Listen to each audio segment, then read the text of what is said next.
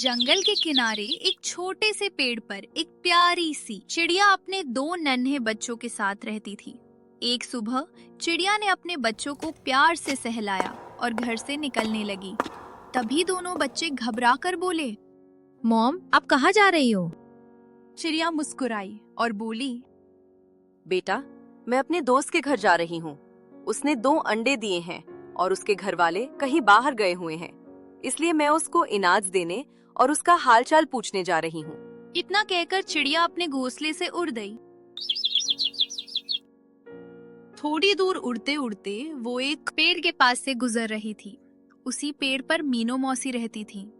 मीनू मौसी ने दूर से देखा कि चिड़िया अपनी चोंच में बहुत सारा अनाज लेकर जा रही है। मीनू मौसी ने आवाज लगाई, अरे चिड़िया बहन, जरा इधर आओ। कहाँ जा रही हो इतना सारा अनाज लेकर? चिड़िया उड़कर मीनू मौसी के पास आ बैठी। मीनू मौसी ने हैरानी से पूछा, अरे चिड़िया बहन, इतना सारा अनाज लेकर कहाँ जा रही हो? तुम्हारा घर तो बहुत पीछे रह गया है और तुम तो अपने घर से काफी दूर आगे निकल आई हो। आखिर इतनी जल्दी में कहाँ जा रही हो? तब चिड़िया ने धीरे धीरे सारी बात बताई कि उसका दोस्त अपने अंडों की जिम्मेदारी उसे देकर कहीं बाहर गया है, इसलिए वो उसे इनाज देने और उसका हालचाल पूछने जा रही है। ये सुनकर मीनू मौसी कुछ देर सोचने लगी, फिर मुस्कुराकर बोली, अरे चिड़िया बहन, ये जिम्मेदारी सिर्फ तुम्हारी नहीं है, हम सबकी भी है। इतना कहकर मीनू मौसी अपने घर के अंदर गई और थोड़ी ही देर में फलों से भरी एक टोकरी लेकर बाहर आई। फिर बोली, चलो हम दोनों मिलकर तुम्हारे दोस्त के घर चलते हैं। नेक काम में साथ देना चाहिए। और फिर दोनों, चिड़िया और मीनू मौसी, अपने अपने उपहार लेकर उस दोस्त के घर की तरफ उड़ने लगी। अरे चंपा, ओ चंपा, जल्दी से चाय लेकर आओ। कौवा थोड़ी देर इंतजार करता रहा, लेकिन उसकी गिलहरी चंपा कहीं दिखाई नहीं दी। कौवा ने फिर आवाज लगाई, चंपा, कहाँ हो तुम? लेकिन इस बार भी कोई जवाब नहीं आया। अब कौवा थोड़ा परेशान हो गया। वो तुरंत घोंसले से उड़कर अपने पड़ोसी तोते के घर की तरफ चला गया। जब वो वहां पहुंचा तो देखा कि तोता अपने घर के बाहर बैठा आराम से धूप सेक रहा था। कौवा ने जल्दी से पूछा, तोता भाई, क्या तुमने मेरी चंपा को कहीं देखा है? मैं उसे कब से आवाज दे रहा हूँ, लेकिन वो घर पर नहीं है। नहीं कौवा भाई, मैंने तो उसे नहीं देखा।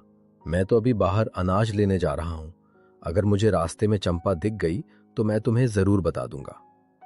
ठीक है तोता भाई, अगर तुम्हें कहीं भी दिखे तो मुझे जरूर बताना। ये कहकर कौवा वहां से उड़ गया और अपनी चंपा को ढूंढने लगा। चिड़िया और मीनू मौसी आखिरकार अपने दोस्त के घर पहुंच चुकी थीं। तुम दोनों का बहुत बहुत शुक्रिया जो तुम मेरे पास आई। मैं यहाँ बिल्कुल अकेली थी। देखो, बहुत जल्द मैं 2 बच्चों की माँ बनने वाली हूँ। हाँ बहन, अब तुम्हारी जिम्मेदारी पहले से भी ज्यादा बढ़ गई है। अब तुम्हें अपने अंडों का और आगे चलकर अपने बच्चों का खास ध्यान रखना होगा। जब तक तुम्हारे बच्चे उड़ना नहीं सीख जाते, तब तक उन्हें कभी अकेला मत छोड़ना। ठीक है मौसी, मैं आपकी बात हमेशा याद रखूंगी। इसके बाद तीनों थोड़ी देर तक बैठकर आपस में बातें करती रहीं। लेकिन उधर दूसरी तरफ कौवा अभी भी अपनी चंपा को ढूंढने में लगा हुआ था। ढूंढते ढूंढते दोपहर हो गई और कौवा बहुत थक गया। वो एक पेड़ की डाल पर बैठ गया और गहरी सांस लेने लगा। कुछ देर सोचने के बाद उसने खुद से कहा, चलो मैं कबूतर के पास जाकर पूछता हूँ, शायद उसने चंपा को कहीं देखा हो। ये सोचकर कौवा उड़कर कबूतर के घर की तरफ चला गया। वहां पहुंचकर उसने कबूतर से पूछा, कबूतर भाई, क्या तुमने मेरी चंपा को कहीं देखा है? मैंने तो नहीं देखा, लेकिन मेरी पत्नी ने उसे देखा था। कहाँ देखा था? मेरी पत्नी ने बताया कि चंपा अपना सामान बांधकर इस जंगल को हमेशा के लिए छोड़कर जा रही थी। ये सुनकर कौवा बिल्कुल चौंक गया। फिर कबूतर ने धीरे से पूछा, नहीं, हमारा कोई झगड़ा नहीं हुआ था। इतना कहकर कौवा चुप हो गया और बिना कुछ बोले वहां से उड़कर चला गया।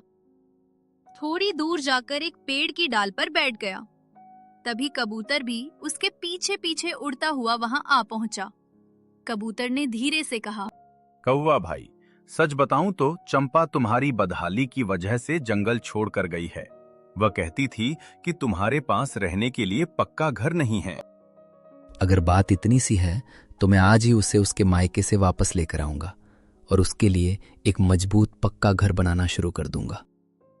तो जल्दी करो कौवा भाई, क्योंकि सुना है हमारे जंगल की तरफ कुछ ही दिनों में बड़ा तूफान आने वाला है।